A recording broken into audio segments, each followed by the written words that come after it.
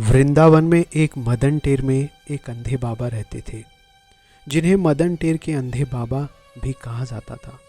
बाबा 7-8 वर्ष की आयु में श्रीधाम वृंदावन आ गए। वे पढ़े लिखे तो नहीं थे, बस श्यामा श्याम की रटन किया करते थे। बाबा ने श्यामा श्याम की याद में अपना पूरा जीवन बिता दिया।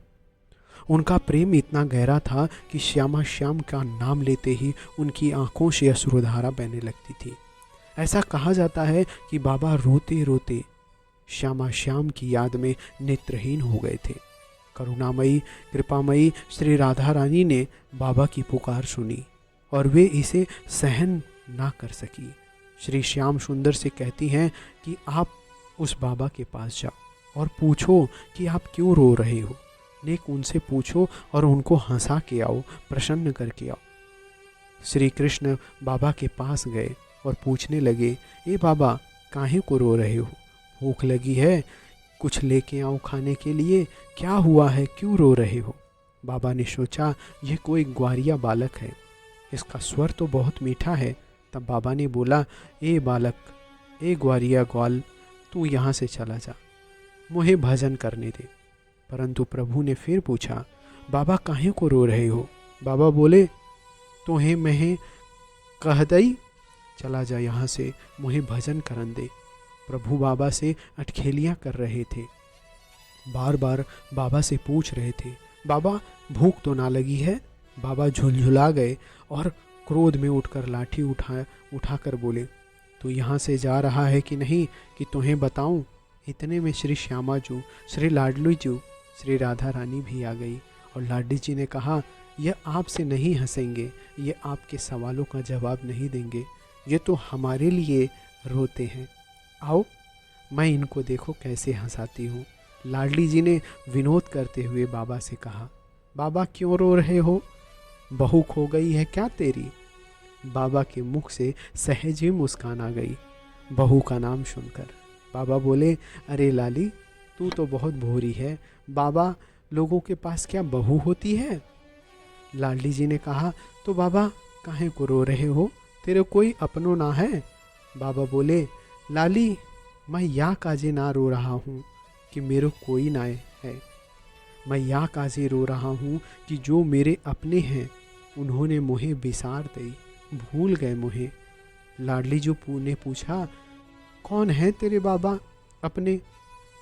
बाबा बोले, एक वृषभानु की लाली और एक नंद का छोरा, मेरे तो वही अपने हैं, वो भी मुझे बिसारते हैं।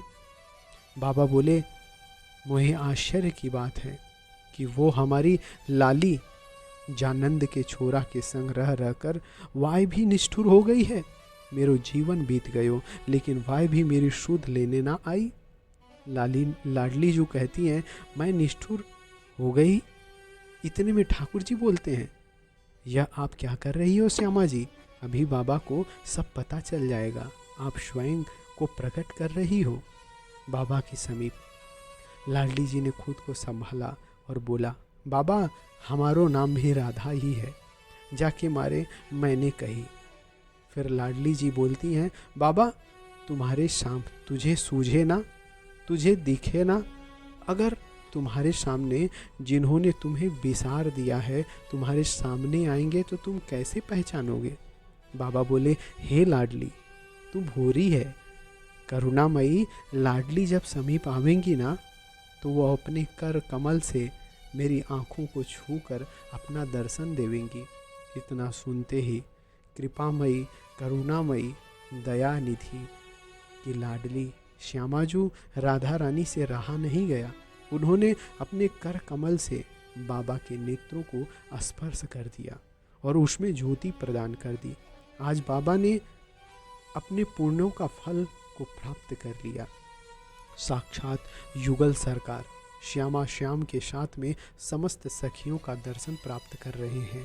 कहते हैं कि बाबा वहाँ पर उसी अवस्था में 3 दिन तक रहे। इसके बाद सदा के लिए नित्य निकुंज में श्यामा श्याम की लीला में शामिल हो गए।